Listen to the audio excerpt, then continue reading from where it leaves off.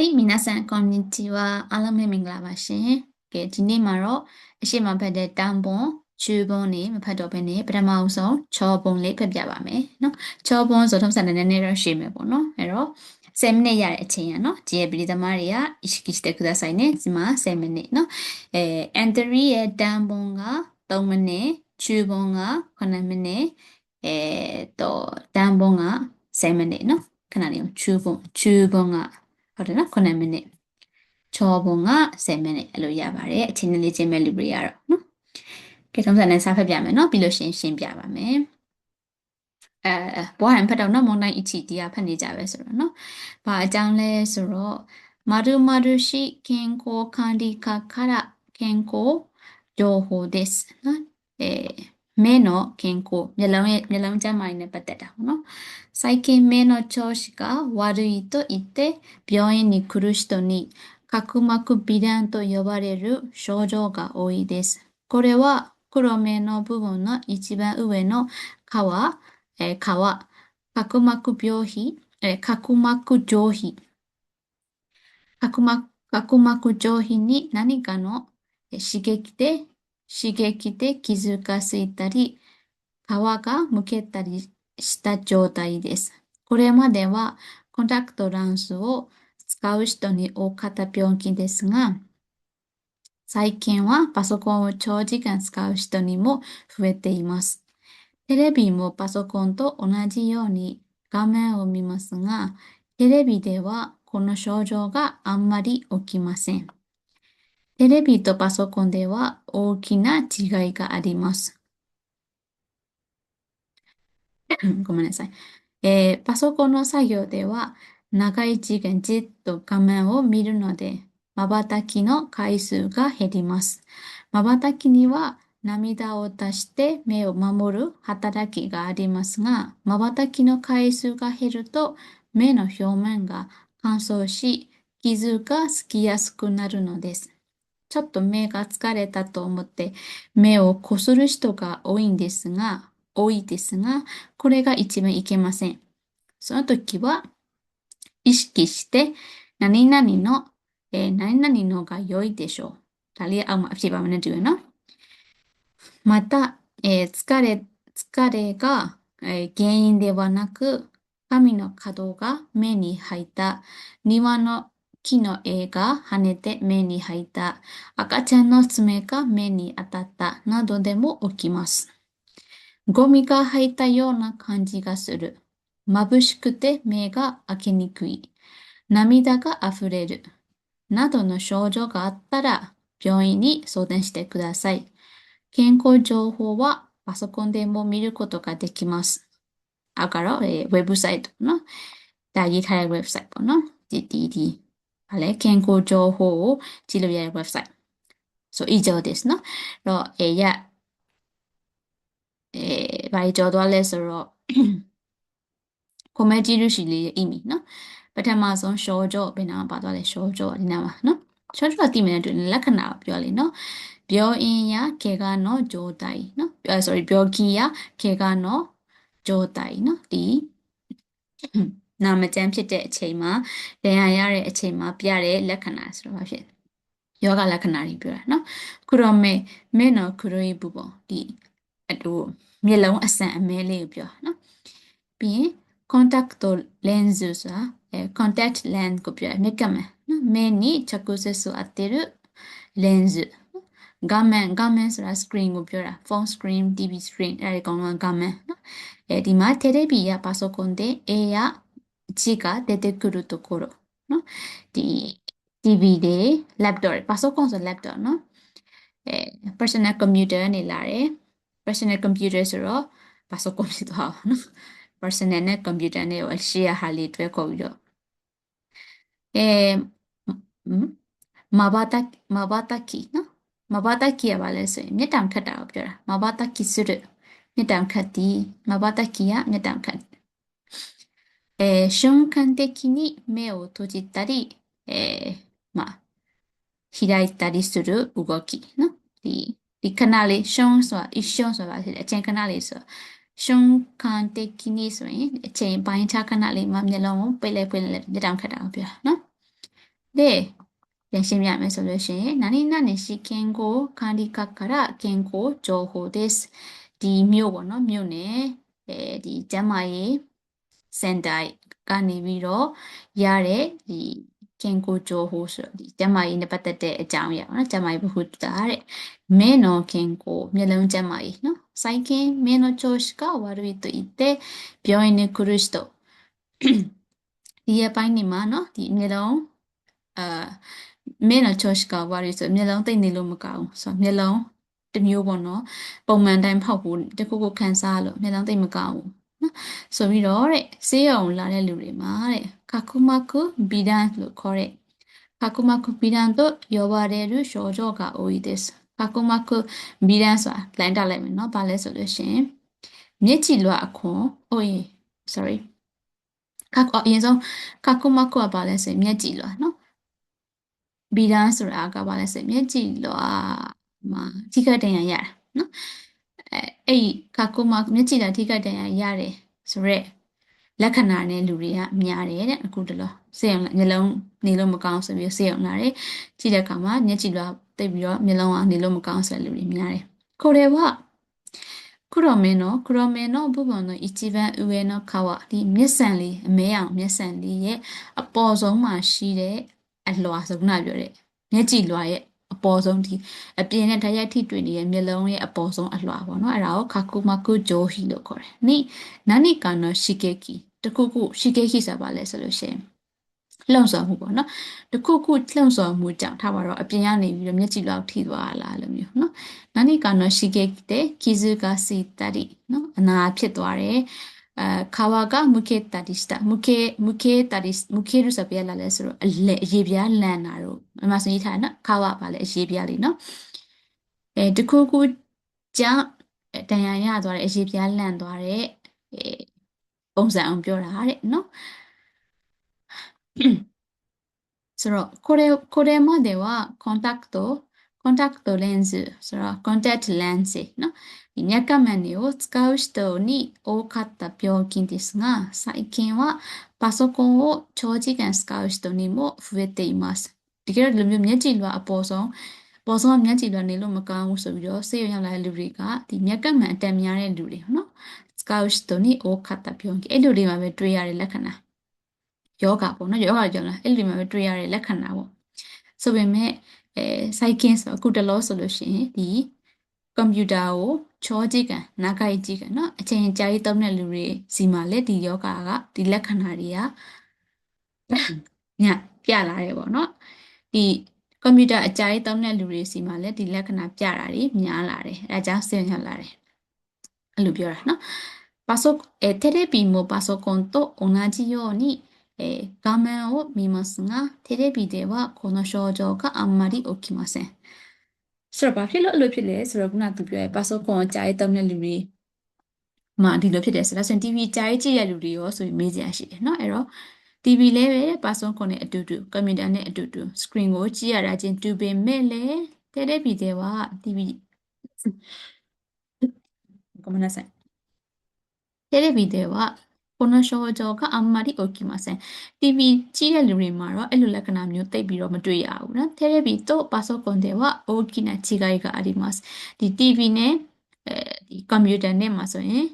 အကြီးမားဆုံးကွာခြားချက်ရှိတယ်နော်။ကြီးမားတဲ့ကွာခြားချက်ရှိတယ် sorry အကြီးမားဆုံးမဟုတ်နော်။ကြီးမားတဲ့ကွာခြားချက်ရှိတယ်။パソコンの作業では長い時間じっと画面を見るので瞬きのဒီဒီရင်ဖြစ်လိုက်မှာနော်ကွန်ပျူတာနဲ့လောက်ရတဲ့လူတွေကြာမှာဖြစ်လဲဆိုရင်အချိန်ကြာကြီးဒီကွန်ပျူတာ screen ကြီးကိုအကြာကြီးကြည့်တော့မလို့မရှက်နော်အဲ့ဒါယူကြည့်နေရတယ်နော်အဲ့တော့ဘာဖြစ်လဲဆိုတော့မာဘာတက်ကီဆိုတာခုနပြောပြတောင်ခတ်တာနော်မာဘာတက်ကီနော်ခိုင်စုကဟယ်ဒီမတ်ပြတောင်ခတ်တဲ့အချိန်ကြီးအတွက်ကပုံမှန်လူတွေထက်နည်းတယ်ပါဆိုကွန်တောက်လျှောက်ကြည့်နေရတဲ့လူကကွန်ပျူတာတောက်လျှောက်ကြည့်နေရတဲ့လူကအဲ့တော့瞬きには涙を出して目を守る働きがありますがဒီတော့မျက်တောင်ခတ်တယ်ဆိုတာဘာလဲဆိုလို့ရှိရင်ဒီမျက်ရည်တွေကိုမျက်လုံးကိုဘယ်လိုပြောမလဲအစိုးတက်ပေးတာပေါ့နော်အဲ့လိုမျိုး目を守るမျက်လုံးကိုအစိုးတက်ပေးတယ်ပြင်ရတဲ့ဟာတွေအထည်ကိုလွယ်တကူမဝင်အောင်ဟဟလားအဲ့လို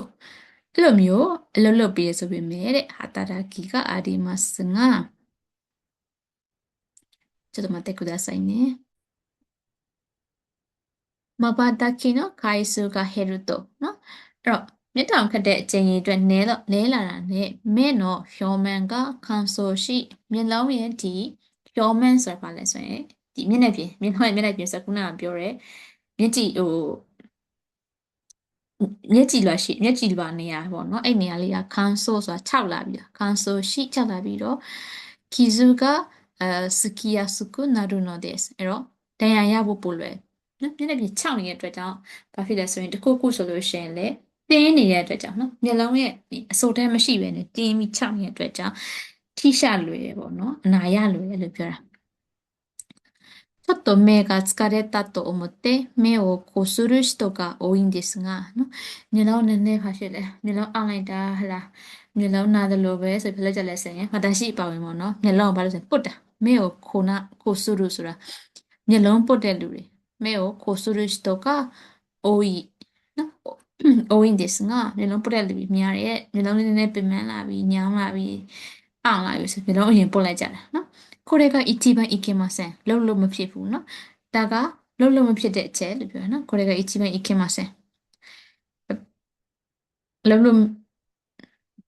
မလုံးတင်ဆုံးလို့ပြောချင်တာပေါ့နော်။စီရီယာမှသာခြင်းပဲဆိုလို့ရှိရင်တော့その時はအဲ့လိုအချိန်မှာဆိုရင်意識して何々のが良いでしょうနော်။အောက်က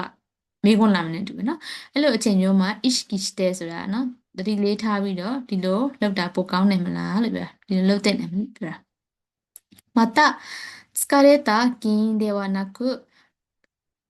မျက်လုံးမျက်လုံး screen ကြည့်ရအများကြီးမျက်လုံးပင်ပန်းလို့မျက်လုံးညောင်းလို့မျက်လုံးအောင်လို့ဆိုရက် gain ဆိုတာပါလဲဆိုလို့ရှိရင်အဲတရားခံပေါ့နော်အဲဘယ်လိုပြောရမလဲ gain ဆိုတာကဘယ်လိုပြောရမလဲ gain အကြောင်းအရာနော်မျက်လုံးအောင်နေဆိုတာကအဓိကအကြောင်းရင်းမဟုတ်ဘဲနဲ့မျက်လုံးပင်ပန်းနေဆိုတာကအဓိကအကြောင်းရင်းမဟုတ်ဘဲနဲ့တခြားကာမီနိုကာတိုစာရွက်လေးတွေရဲ့အစွန်းနေဖြစ်ဘူးလားမပြောတာရှေ့ခဏခဏဖြစ်တယ်ကာမီနိုကာတိုကမဲနေဟိုက်တာဆလုံးဦးလေး A4 စာရွက်တွေပါရမစနေစာရွက်အစွန်းလေးက sharp ဖြစ်တယ်ဒီ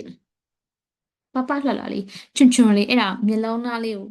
white ထိသွားရင်တော့မျက်လုံးရှသွားလိမ့်တည်မလားအဲ့လိုမျိုးလေးနော်အဲ့တော့အဲ့လိုမျိုးဖြစ်တယ်ပြီးတော့နီဝါနော်ခီနိုအေကဟာနေတဲ့မဲနေဟိုက်တာဒီ channel မှာရှိတယ်ဟလာအကိုင်းနေတစ်ပင်ရဲ့အကိုင်းကလန်ထွက်လာပြီးတော့မျိုးလုံးနဲ့ဝင်သွားတယ်ဘာလို့လေနဲ့အတူတူလေနော်အဲ့လိုလဲခဏဖြစ်တယ်赤ちゃんの爪が目に当たったကလေးလက်သေးညှက်ပေးနေကလေးလက်သေးမျိုးလုံးလာပြီးတော့မှန်တယ်အဲ့လိုပါတယ်နာဒိုဒေမိုအိုကီမတ်အဲ့လိုတွေဖြစ်နေခုနအပေါ်မှာပြောရဲဘာဖြစ်လဲခါကိုမကူဘီဒန်လို့ပြောရဲမျက်ကြည်လာတန်ရရတယ်လို့ပြောတာနော်ဂိုမီကဟိုက်တယောနာခန်ဂျီကဆူရနော်မျိုးလုံးနဲ့အမိုက်ဝင်တယ်လို့ခန်းစားနေရတယ်မာဘူရှိကတေမေကအဲအခင်နီကွီ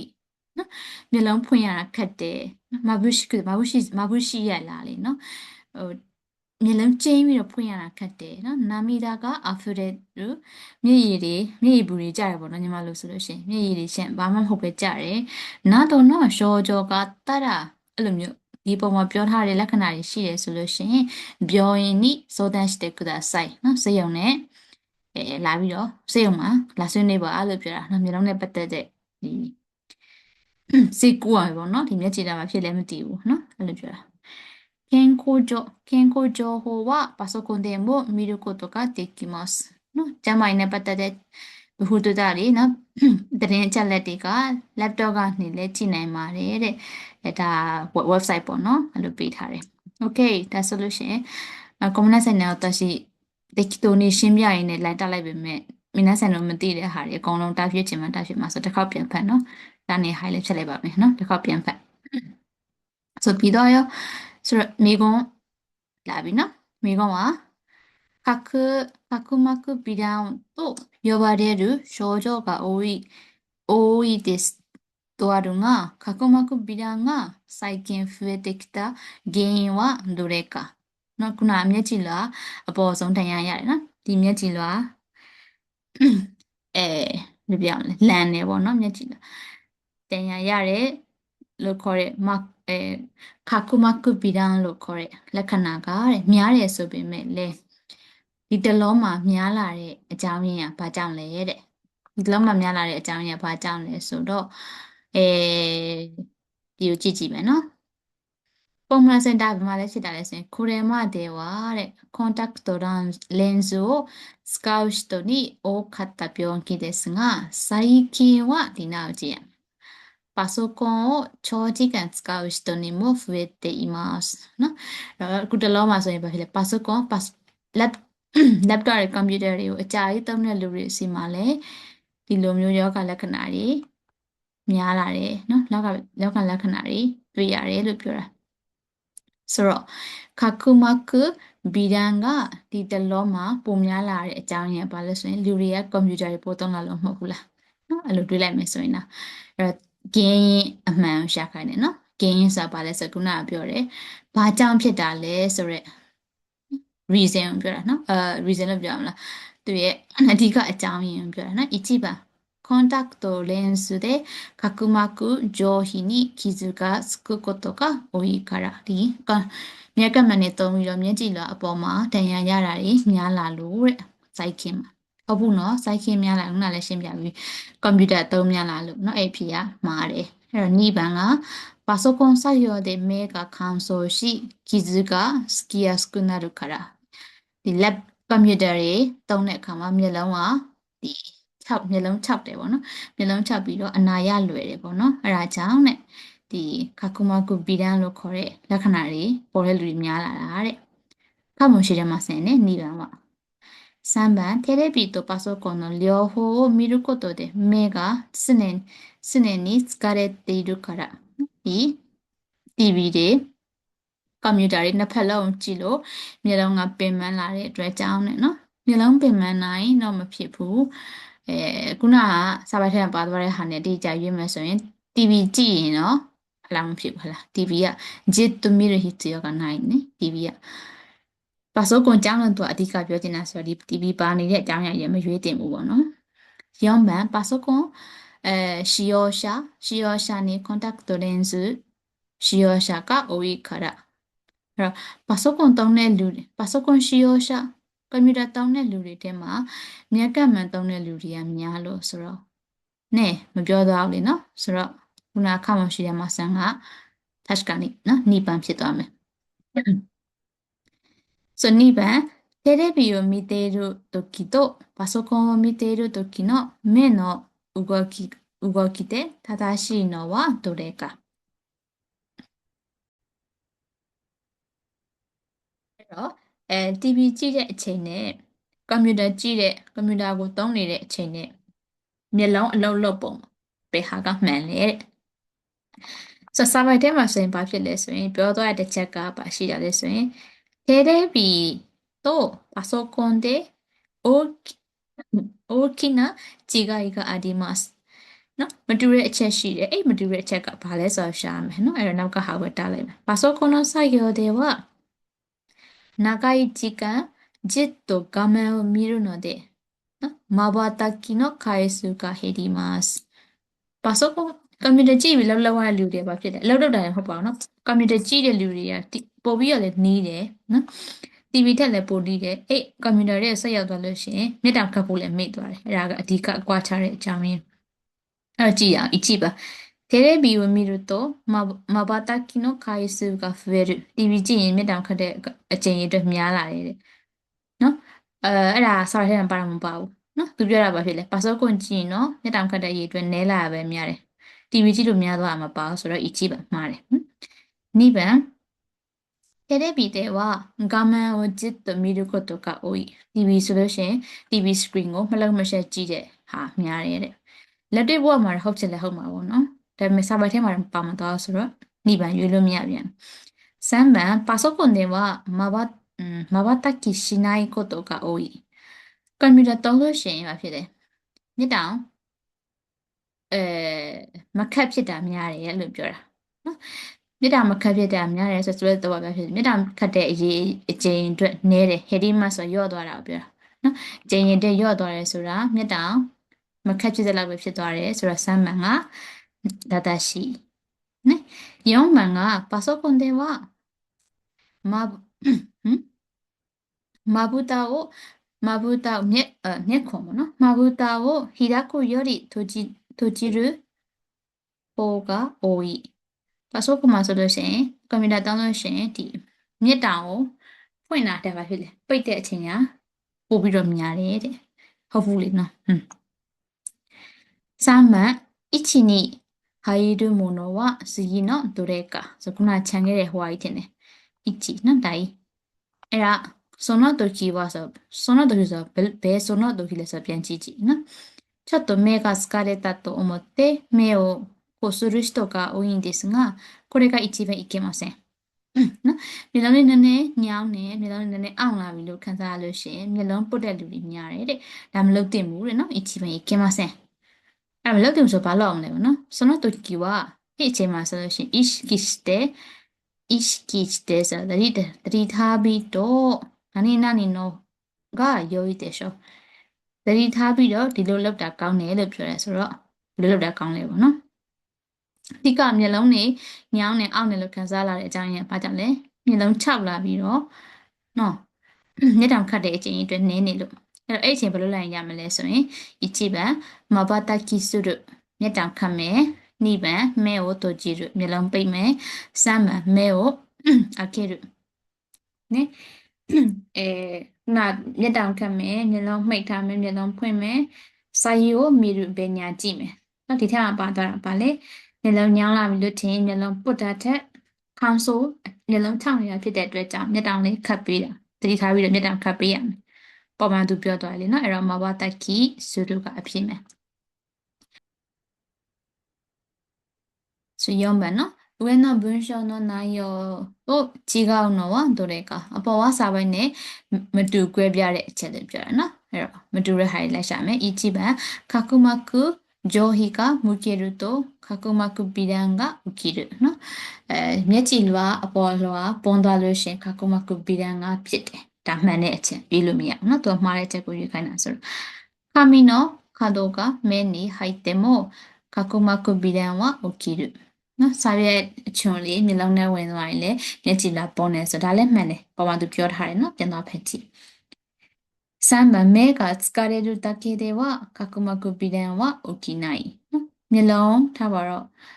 မျိုးလုံးကမျိုးလုံးဖွင့်တာမျိုးလုံးဖွင့်တာလို့ပြောမလားမျိုးလုံးကကိုကိုကြည်တာများသွားလို့နော်ပင်ပန်းသွားလို့နော်အဲ့လောက်ပဲဆိုလို့ရှင်တော့角膜鼻炎はမဖြစ်ဘူးတဲ့ဟုတ်လားわかんないですねနော်ဘာမှမသိဖြစ်တတ်တယ်4番まばたきしていればမျက်တောင်လေးခတ်နေမယ်ဆိုလို့ရှိရင်角膜鼻炎は起きないအဲ့တော့မျက်တောင်ခတ်မယ်ဆိုတာနဲ့မျက်ကြည်လာမပေါ်တော့ဘူးတဲ့ဟုတ်ဘူးနော်မျက်ကြည်လာပေါ်ရတဲ့အကြောင်းရင်းကမျိုးစုံရှိတယ်အဲ့ထဲမှာဒီမျက်တောင်ခတ်တဲ့အကျဉ်းရည်တွေနေသွားလို့ဆိုတာအကြောင်းရင်းတစ်ခုနော်အဲ့လိုဆိုပြီးတိုင်းအချိန်တိုင်းမျက်တောင်ခတ်ပေးလိုက်ပြီးတော့ခုနခကုမကုပြီးတဲ့အမဖြစ်အောင်လုပ်လို့တော့မရဘူးအဲ့တော့မှားတဲ့အချက်က4番ဖြစ်မယ်အဲ့ဆို3番နဲ့4番ခဏနေနော်ပြန်ရွေးရအောင်3番က目が疲れるだけでは角膜鼻炎は起きないမျက်လုံးပင်ပန်းနာလောက်နေတော့ခကုမကုပီဒံမဖြစ်ဘူးတဲ့ကြည်အောင်